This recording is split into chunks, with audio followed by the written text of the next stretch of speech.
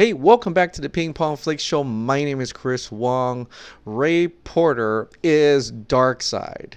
And even Zach pretty much confirmed that Darkseid was in the history lesson, is played by Ray Porter. Whether he's a voice or even did actual mocap action, who knows? But it is indeed true that Ray Porter is Darkseid. And he's slowly giving us a little more hints. Even though he's under NDA, he clearly has a Greek symbol now put on his profile image, as you can see right here, doing a little bit of teasing what appears to be the Omega symbol. Or, it could just be a Greek symbol and he just likes Greek symbols.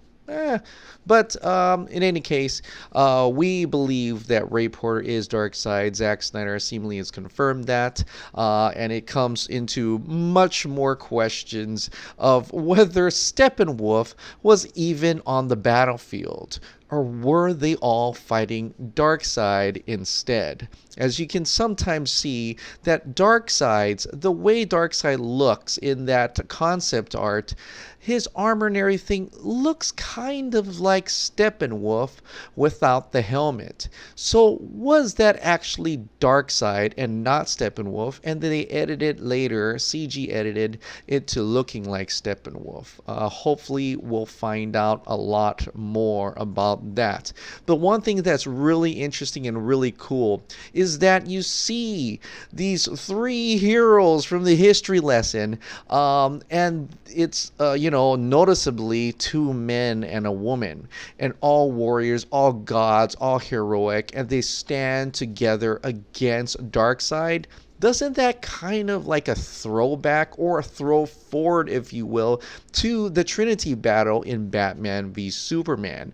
This is something that would be really interesting, and we could have really seen this battle play out with dialogue, with added scenes, with an added fight against these three against Darkseid. Gods versus God, almost kind of like the Trinity versus Doomsday. It could have been a throw to that scene. It could have been like an homage to his own films, a connection, if you will, that history, it is in a way repeating itself. That would have been quite something to have seen spectacularly, to have seen in full and not these chopped up chunks that is now in the theatrical version of Justice League. And it would really connect it together. Things like that is totally missing from Justice League, and we know is in the Snyder Cut of Justice League. Another person we want to mention, as we're already mentioning all of these actors and actresses that have not been credited in the final movie or even shown in the final movie. One of them is Ryan Jang Kai. He played Ryan Choi, aka Adam, in Justice League, and Zack Snyder has already confirmed that this is Ryan Choi. This is a tweet coming from Lao underscore all in. It's highly possible that Chinese actor Ryan Zheng played Ryan Choi, aka Adam, in JL. His studio once announced he has a role in Blockbuster, which would arrive in theaters on November 2017, but his part was cut later. In 2016, Zheng went to London 30 times for a movie project, but didn't say which one. Now, he still keeps silent about JL, maybe because of confidentiality contracts. Some thought Orion Lee played Ryan Choi, but Lee denied. Now, that you want to be aware, this is all back in September 2018, but because we're talking about actors and actresses coming out, it's fair to say that more voices need to be heard. Zheng is very famous in China and has more than 40 million followers on Weibo, China's most popular social media. His fans and other audiences in China would be very happy if he's Adam, and I'm pretty sure they would pay for the Snyder Cut. So that is something to be added to this conversation as we go, ultimately, we continue to go international. Could Warner Brothers be sleeping on this as well, as having Ryan Zheng in the film, having even shown Ryan Zheng? Could this also have helped a little bit in the Chinese box office per se? Who knows? But movies that have had that happen where they interplace some Chinese actresses here and there, whether it be Pacific Rim or whatever other movie, Kong Skull Island. Maybe you can argue that it could have helped in the Chinese market, but most importantly, it's just recognition.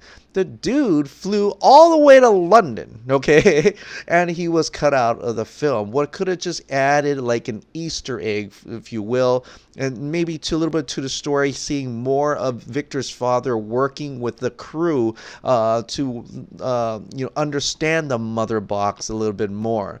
That was something that could have really added to the story. Put a little bit more depth to the story and more sophistication to the story. Also adding a little bit of another ethnicity to the story as well, if you're into that. So Ryan Choi would have been the Atom. He would have been in this movie, and maybe it would have made those 40 million followers watch Justice League if they didn't already, and it could have actually helped the box office per se.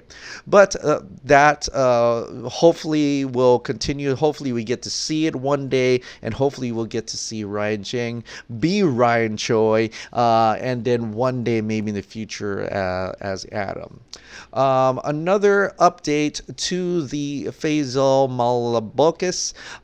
He has reached out to me. I've seen you in the comments. Thank you for reaching out to me. I would like also to kind of invite you, maybe if we could do like an interview podcast. I know you may have NDAs that you cannot talk about, but maybe we can just learn a little bit more about you. And I think the fans here would love to hear your thoughts about being a supporting actor, or being cast in these things, how you go about, things like that, how that would go about. So if you're interested, I did Instagram you a conversation, so let me know if that's something that you'd be interested in. Anyway, so he did mention that he did get paid for the work, but he wasn't credited.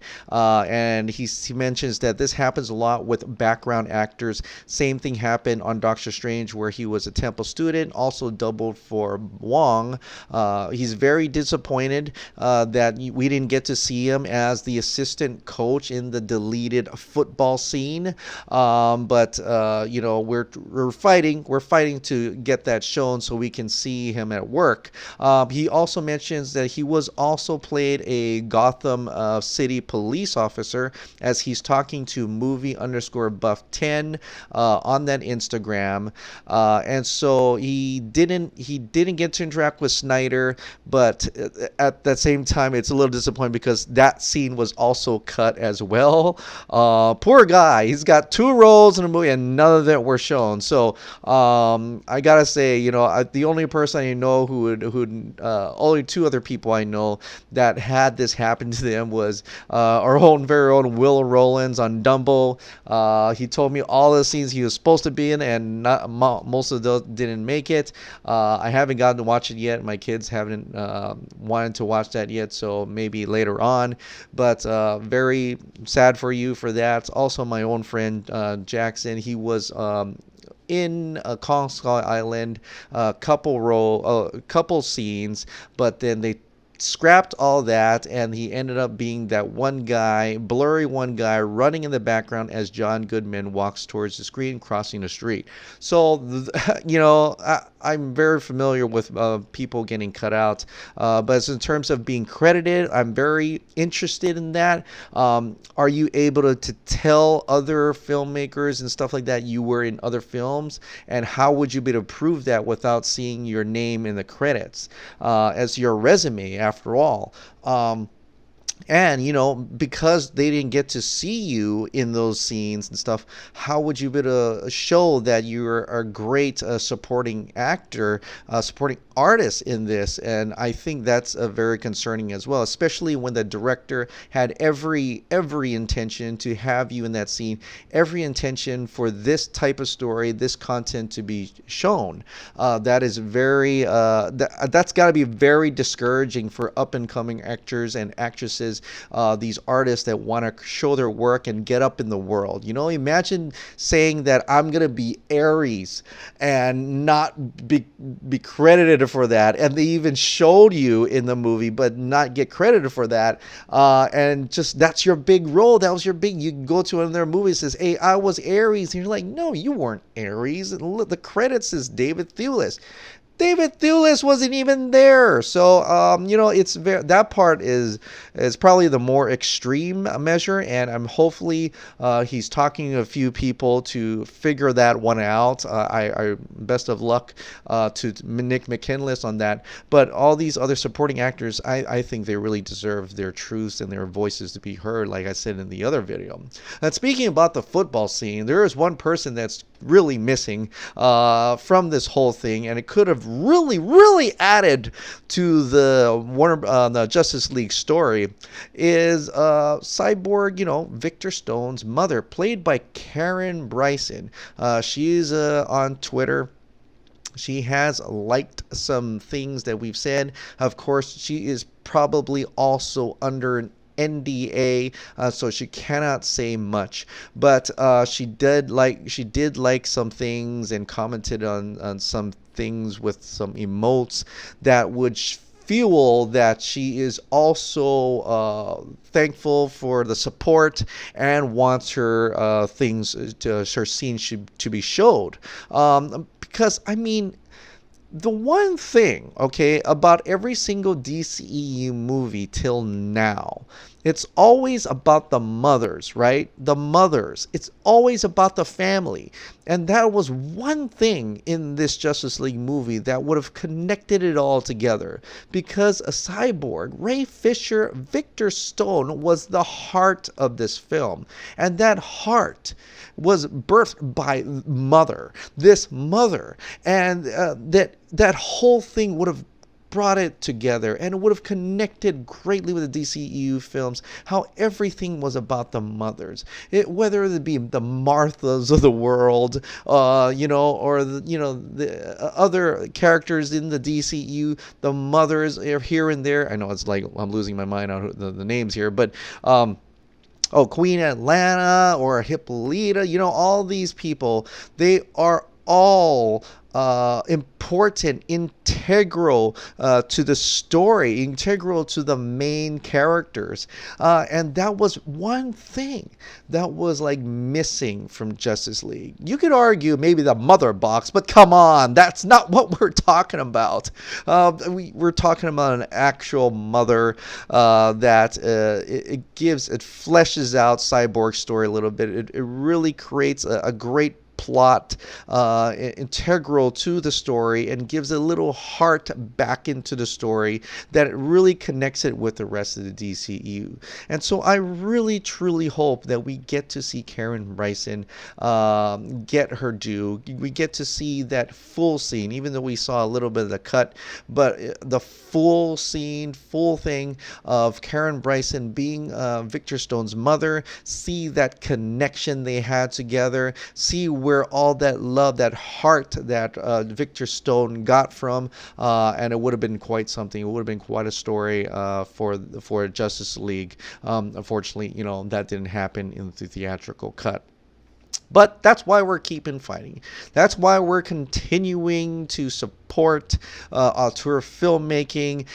We want to protect the artistic, creative integrity of the individuals that created this, and also give credit to where credit is due for the cast and crew members that helped make our dreams come true by able to see this awesome movie Justice League, and for future films in every other studio here on 4th. They deserve that. They deserve all that credit. And to support it a little further, we are doing that Snyder Cut campaign. Now, this doesn't mean that it's going to help, maybe or maybe not. It'll help push Warner Brothers to release the Snyder Cut.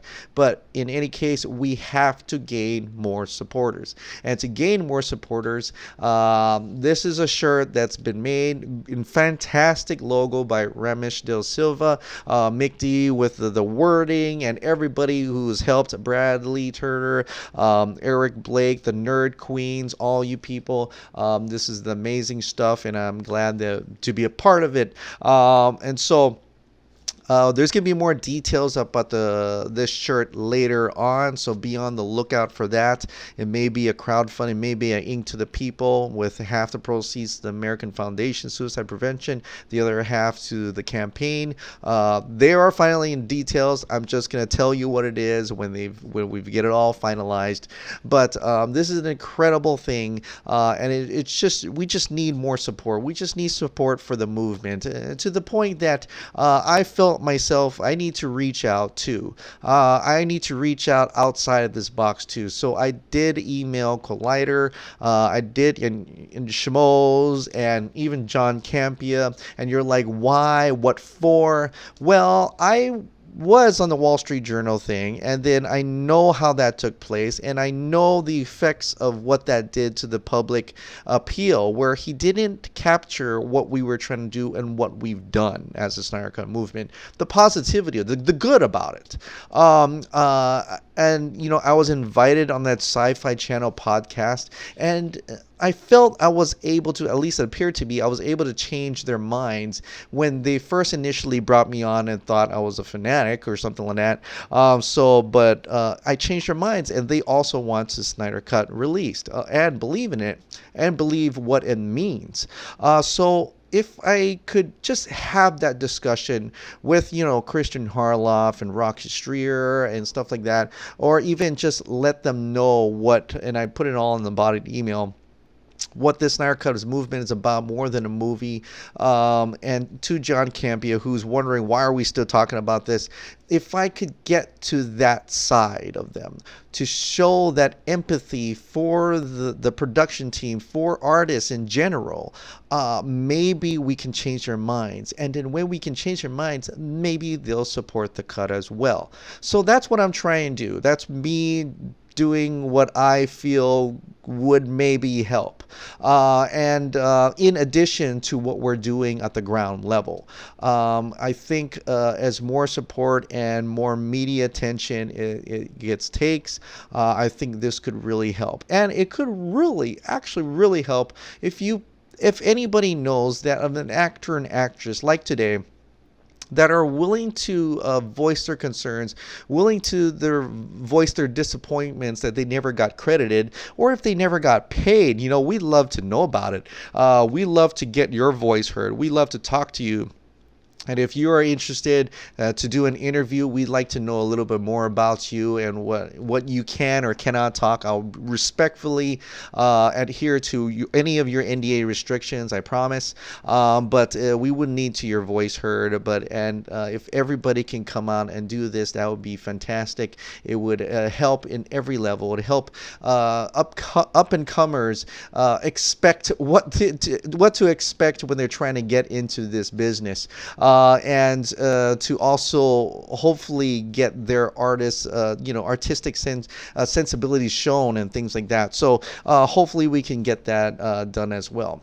But in the meantime, we have to continue the Twitter movement, Instagram and Facebook. That social media is also very important as we continue to put pressure, making an impression on Warner Brothers Pictures, and I think we have to really get to the top as well, WarnerMedia Group and AT&T, because they're the bosses of Warner Brothers Pictures. Maybe if Warner Brothers Pictures is trying to hide it in the thing, maybe we can go further up just a little bit, just to remind them that, hey, some of your other departments are having this trouble. Maybe you may want to, ask them to do something about it. I'm not really, I wouldn't call it trolling, but I think a more pleading and asking case. I'm going to put it out there. If you guys think this is cool or not, we write to John Stankey. I got the address and everything. Write to John Stankey.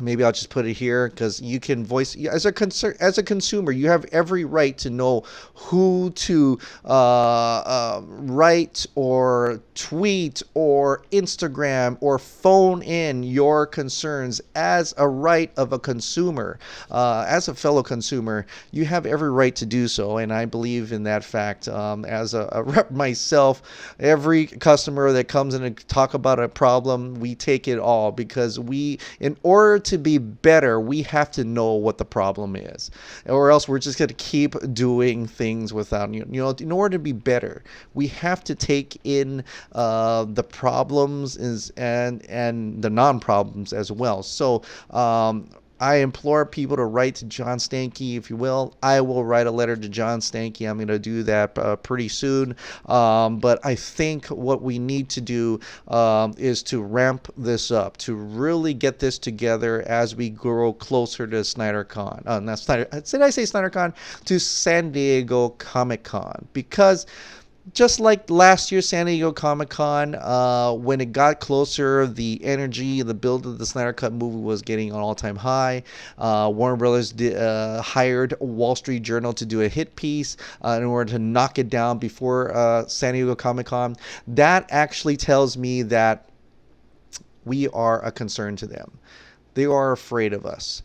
And if that's the case, then we got to keep hitting them hard. We got to keep fighting. We got to keep asking. We got to keep pleading. And we got to keep making the noise, keep bringing attention to this so that we can finally get the Snyder Cut of Justice League as a starter. And then maybe we can work on other films after that.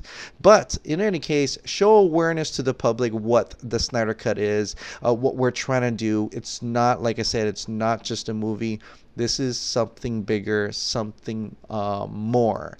And I think this type of thinking will appeal to each and every individual that is out there. All right, guys. Well, thank you so much for subscribing. Thank you so much for watching.